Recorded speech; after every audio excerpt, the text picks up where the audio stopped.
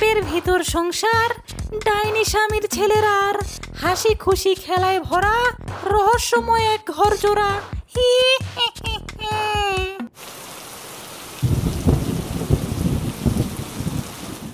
মা মা দেখো দেখো, বৃষ্টি পড়ছে, বাইরে গেলে মজা হবে।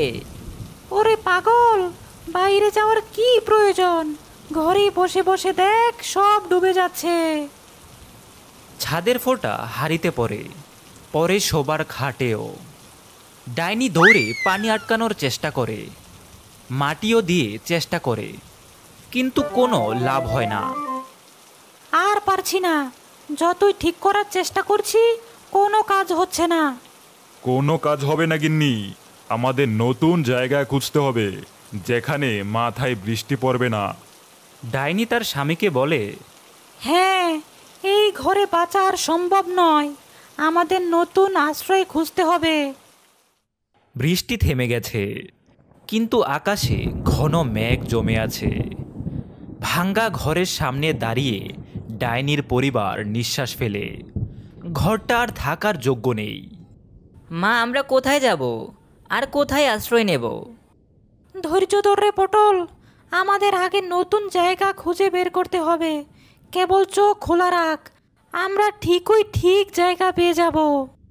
চলো চলো চলো, আর দাঁড়িয়ে থেকে কোনো কাজ নেই, বৃষ্টি আবার শুরু হলে সবাইকে ভিজতে হবে।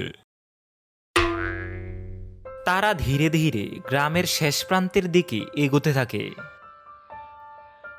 পটল বাবা মায়ের পিছনে পিছনে যেতে থাকে। মাঝে মাঝে কাদা ভরা রাস্তা দেখে হেসে ওঠে। বাবা, আমরা আর কত দূর পর্যন্ত যাব?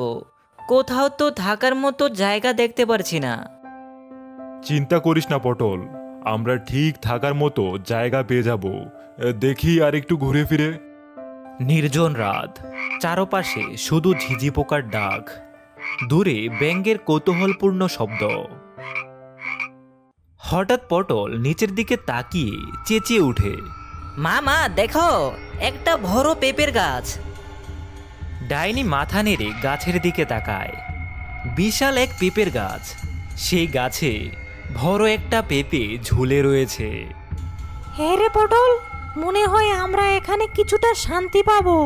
আর তুমি কি বলো? হ্যাঁ গিন্নি, তাই তো ভাবছি। একটা বড় পেঁপেও দেখতে পারছি, এটাতে আশ্রয় নেওয়াটা আমাদের জন্য উপযুক্ত। তারা গাছের পাশে এসে দাঁড়ায়। মামদভূত দাঁড়িয়ে পেঁপের গাছটা ভালো করে দেখছে। ডাইনিও ভালো করে দেখে নেয় এবং তার মুখে একটা স্বস্তির হাসি ফুটে ওঠে। মা, আমরা কি পেঁপের মধ্যে আশ্রয় নিতে পারবো? হ্যাঁ পটল, আমরা এখানে নিশ্চিন্তে থাকতে পারবো। যতক্ষণ বৃষ্টি হবে ততক্ষণ মাথায় পানি পড়বে না। পটল খুশিতে লাফ দেয়। তারা উড়ে উড়ে পেঁপের ভিতরে প্রবেশ করে। ভিতরটা খালি আর শুকনো। ভিতরে ঢোকার সাথে সাথে ডাইনি জাদু করে বিছানা তৈরি করে ফেলে, সাথে রান্নার জায়গাও। কি মজা, আমাদের নতুন ঘর। বাইরে যত ঝড় বৃষ্টি হোক, ভিতরে কিছুই হবে না। ঠিক বলেছিস, এখন বৃষ্টিতে আমাদেরকে আর কোনো চিন্তা করতে হবে না। অনেকদিন আরামে ঘুমাতে পারিনি, আজকে একটু ঘুমিয়ে নেই। কি আশ্রয় পেতে না পেতে তুমি ঘুমাতে যাচ্ছ? সারাদিন শুধু ঘুম আর ঘুম। উঠতে বলছি, না হলে বাড়ি থেকে বের করে দেব। আরে গিন্নি, রেগে যাচ্ছ কেন? শুধু তো একটু ঘুমাতেই চেয়েছি। ঠিক আছে, আর ঘুমাবো না। পটল বাবা মায়ের ঝগড়া দেখে হেসে ওঠে এবং চুপচাপ চারপাশ ভালো করে দেখে। এবং রাতের অন্ধকারে তারা একসাথে বসে ভাত খায়। চাঁদের আলো পেঁপের মধ্যে পড়ে ঝকঝক করে। বাইরে নীরবতা, ভিতরে শান্তি। মা, আমাদের ভাগ্য সত্যিই ভালো। পুরনো ছিদ্র ঘরটা ছেড়ে না আসলে আমরা এই সুন্দর আশ্রয় পেতাম না কখনো। তুই ঠিক বলেছিস, এখন থেকে আমরা আরামে এখানে থাকবো। তুমি কি বলো? হ্যাঁ, তা তো বটেই। পেঁপের ভিতরে সংসার শুরু করে দিয়েছে ডাইনি। ভেতরে একটি ছোট্ট রান্নার জায়গা, শোবার জায়গা সব ঠিকঠাক গোছানো। পটল মাঝে মাঝে পেঁপের জানালা দিয়ে বাইরে উঁকি মারে। রোদ বাতাস আর চারপাশে গ্রামের খেলাধুলো দেখতে তার ভীষণ ভালো লাগে। এক বিকেলে গৃহস্থের ছেলে রাহুল একা একা খেলতে খেলতে গাছের নিচে চলে আসে। হাতে একটা কাঠের গাড়ি, সেটাই মাটিতে ঠেলছে। গাছের ছায়ায় বসে খেলার মধ্যে এতটাই ডুবে যায় যে প্রথমে বুঝতেই পারে না যে পটল তাকে লক্ষ্য করছে। পটল জানালা দিয়ে তাকিয়ে দেখে তার বয়সী একটি ছেলে খেলছে, চোখে কৌতূহল ভরা। কিছুক্ষণ দ্বিধায় থাকে কথা বলবে কিনা। শেষ পর্যন্ত আর নিজেকে সামলাতে পারে না। পটল ভিতর থেকে ডাক দেয়, এই যে, তুমি কি খেলছো? রাহুল চমকে উঠে চারদিকে তাকায়, কাউকে দেখতে পায় না। কে কে কথা বলে? আমি বললাম, এদিকে, জানালার ভেতর থেকে। পটল পেঁপের বাড়ি থেকে বের হয়ে তার সামনে আসে। তুমি এখানে থাকো? হ্যাঁ, এটা আমার ঘর, আমি আমার পরিবার এখানে থাকি। রাহুল হতবাক হয়ে যায়। কিছুক্ষণ চুপচাপ তাকিয়ে বলে ওঠে, বাহ, আমি তো ভেবেছিলাম গাছে শুধু পাখি থাকে। তুমি তাহলে গাছের ভিতরই থাকো? হ্যাঁ, এখানে থাকা মন্দ না, বৃষ্টিও আসে না, রোদও আসে না, একদম আরাম। রাহুল গাড়িটা মাটিতে রেখে গাছের নিচে বসে যায়। এবার কৌতূহল আরও বেড়ে যায়। তোমার নাম কি? আমার নাম পটল, আর তোমার? আমার নাম রাহুল। এইভাবে শুরু হয় তাদের প্রথম পরিচয়।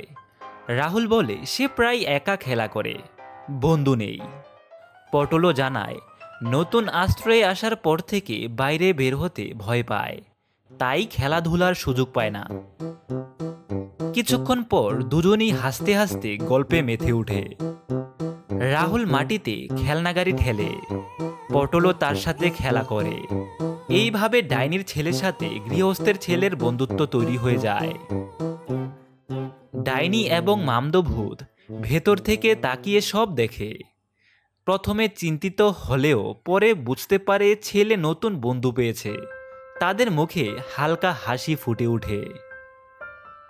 সূর্য ডুবে যায় ধীরে ধীরে। রাহুল বাড়ি ফিরে যায়, তবে যাওয়ার সময় প্রতিশ্রুতি দিয়ে যায়, কাল আবার আসবো, তুমি কিন্তু অবশ্যই আসবে। ঠিক আছে, কাল দেখা হবে বন্ধু। এই কথা বলে রাহুল তার বাড়িতে চলে যায় এবং পটলও পেঁপের বাড়িতে চলে আসে। আজকে খেলাধুলো কেমন হলো নতুন বন্ধুর সাথে? হ্যাঁ বাবা, খুব ভালো খেলেছি।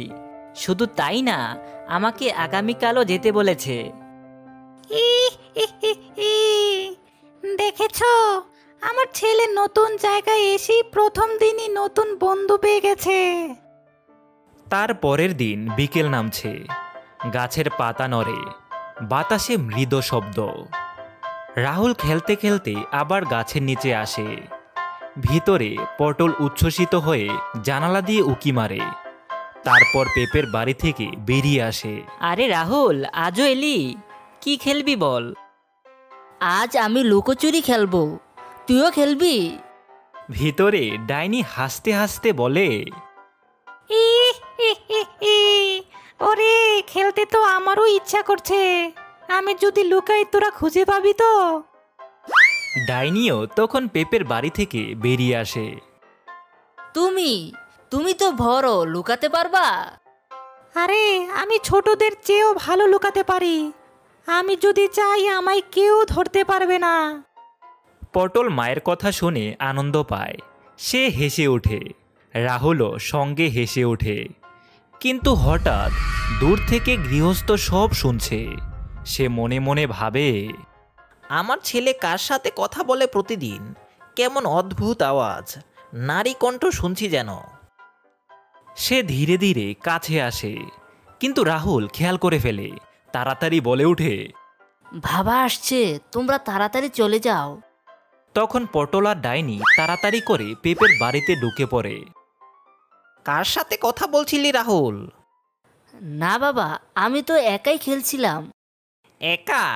তাহলে আমি যে আওয়াজ শুনলাম, হাসির শব্দ শুনলাম। ভিতরে ডাইনি দম চেপে হাসে এবং মামদো জানালা দিয়ে উকি দিয়ে দেখছে। পেপের ভিতর থেকে ডাইনির হাসি কিছুটা ভেসে আসে। এ কি মজার মানুষ! ছেলেকে জিজ্ঞেস করেছে অথচ তিনি তার বাবার সাথে মিথ্যে বলে দিল। হি হি হি হি। আরে গিন্নি, গৃহস্থের ছেলেটা বরং আমাদের ভালোবেসে ফেলেছে। তিনি চায় না আমরা এখান থেকে চলে যাই। গৃহস্থ হঠাৎ সেই ফিসফিসানি শুনে চমকে ওঠে, চারদিকে ঘুরে দেখে, কিন্তু কিছুই চোখে পড়ে না। রাহুল, সত্যি কথা বলতে বলেছি। তুই কার সাথে কথা বলছিলি? বাবা, আমি শুধু গাছের সাথেই খেলি। গাছের ভিতরে যেন বন্ধুর মতো কথা শোনা যায়। গৃহস্থ হতবাক হয়ে যায়। সে মনে মনে ভাবে, এ নিশ্চয়ই ভূতপ্রেতের খেলা, এ গাছ কাটতে হবে। হায় রে, মানুষটা আমাদের টের পেতে শুরু করেছে। কিন্তু আমি চুপ করে থাকবো না। আমি যে কথা বলতে ভালোবাসি। শোনো, কাল যেভাবেই হোক গৃহস্থকে বোঝাতে হবে যেন আমাদের এখানে থাকতে দেয়। তখন রাত নেমে যায়। চাঁদের আলোয় পেঁপের গাছটা চকচক করছে, আর ভিতরে ডাইনি গান গাইছে, আর তার সাথে পটল আর মামদো নাচছে। পেপের ভিতর সংসার, ডাইনি স্বামীর ছেলেরা আর হাসি খুশি খেলায় ভরা রহস্যময় এক ঘর জোড়া। হি হি হি হি। পটল হাততালি দেয়। সকাল হতেই বাইরে দাঁড়িয়ে গৃহস্থ গাছের দিকে তাকিয়ে বিরক্তভাবে বলে, আজও এর শেষ। গাছটা আমি এখনই কেটে ফেলবো। এই আওয়াজ, এই হাসি সব বন্ধ হবে। হঠাৎ ভিতর থেকে ডাইনি জোরে জোরে হেসে ওঠে। হে, হে, হে, হে। আরে দাদা, গাছ কাটবেন? গাছ কেটে তো আমার সংসারটাই কেটে দেবেন। কে কে কে কথা বলছে? কে ওখানে? আমি ঝুমুর ডাইনি, এই গাছই আমার বাসা। আরে দাদা, এত রাগ করছেন কেন? আমরা আপনার কি ক্ষতি করেছি? গৃহস্থ রাগে লাল হয়ে যায়। ক্ষতি করেননি বলছেন? আমার ছেলে প্রতিদিন কার সাথে কথা বলে? ওকে ভুল পথে নিচ্ছেন আপনারা। আমি এখনই কেটে ফেলবো এই গাছ। সে কুঠার হাতে তোলে। হঠাৎ রাহুল কোথা থেকে দৌড়ে এসে বাবাকে বলে, না বাবা, কেটে ফেলো না। ওরা আমার বন্ধু। পটল আমার সাথে খেলে, ঝুমুর খালা গল্প শোনায়। এরা খারাপ নয়। গৃহস্থ হতবাক হয়ে যায়। কি বললি? ওরা তো ডাইনি। ডাইনি মানে কি শুধু খারাপ? সবাই খারাপ হয় না। ওরা আমাদের মতে হাসে, খেলে, খায়, শুধু গাছের ভিতরই থাকে। ভেতর থেকে ডাইনির পরিবার বেরিয়ে আসে। তখন ডাইনি বলে, হ্যাঁ দাদা, আমি কথা বলতে ভালোবাসি, কিন্তু আমি কাউকে ভয় দেখাতে আসিনি। আমার সংসার ভেঙে গেছে, তাই এখানে আশ্রয় নিয়েছি। আমার ছেলে পটল তো আপনার ছেলের সাথেই খেলছে। আমরা যদি খারাপ হতাম তবে কি এতদিন কিছু করতাম না? হ্যাঁ দাদা, আর আমাদের থাকার মতো কোনো জায়গা নেই। যেই ঘরটা আগে ছিল সেটাও ফুটো হয়ে গেছে, বৃষ্টিতে পানি পড়ে। কিছুক্ষণ নীরবতা। গৃহস্থের করা মুখ আস্তে আস্তে নরম হয়ে আসে। সে ছেলেকে দেখে, তারপর দীর্ঘশ্বাস ফেলে বলে, আচ্ছা, থাকো তাহলে। আমি গাছ কাটবো না। তোমরা যদি কোনো দুষ্টামি না করো তবে আমার অসুবিধা নেই। বাবা, তুমি সেরা। আমার বন্ধুকে থাকতে দেওয়ার জন্য অনেক ধন্যবাদ। হুররে, এখন তো আমরা সবাই মিলে খেলবো। ডাইনি খুশি হয়ে হেসে ওঠে আর বলে, দেখলেন তো দাদা, আমি কথা বলতে কত পছন্দ করি। আর এখন থেকে প্রতিদিন আপনাকে মজার মজার গল্প শোনাবো। ইহ ইহ ইহ ইহ। তবে মাঝে মাঝে আমাকে একটু পেঁপে খেতে দেবেন, কেমন? গৃহস্থ অবাক হলেও হেসে ফেলে। তার সাথে সাথে রাহুল, পটল, মামদো আর ডাইনিও মিলেমিশে হাসতে থাকে। চারপাশে আনন্দ ছড়িয়ে পড়ে। রহিম প্রতিদিনের মতো দোকান গোছাচ্ছিল। আজ একটু দেরি হয়ে গেছে। শেষ কাপে চা ফুটছে তখন। এক কাপ চা দিবেন ভাই? এত রাতে চা? ঠিক আছে, বসেন। রহিম কাপটা বাড়িয়ে দেয়, কিন্তু সেই লোকটি কাপটা হাতে না নিয়ে বলে, আমি আগেও এসেছিলাম, মনে নেই তোমার? আপনি কখন? আমি তো চিনি না আপনাকে। লোকটি ধীরে ঘোমটা তোলে। দেখা যায় মুখ নেই, শুধু পোড়া দাগ। কাপটা টেবিল থেকে বেশি উঠে তার দিকে যায়। এই দোকানে আগুন লেগেছিল এর আগে, আমার চা তখন ফুটছিল, কিন্তু হঠাৎ আগুন লেগে যায় এবং আমি সেখানেই পুড়ে ছাই হয়ে যাই। চুলার আগুন সাথে সাথে দোকানের বেড়ায় লেগে যায় এবং নিমেষেই দোকান পুড়ে ছাই হয়ে যায়, আর সেখান থেকে একটি চিৎকার শোনা যায়।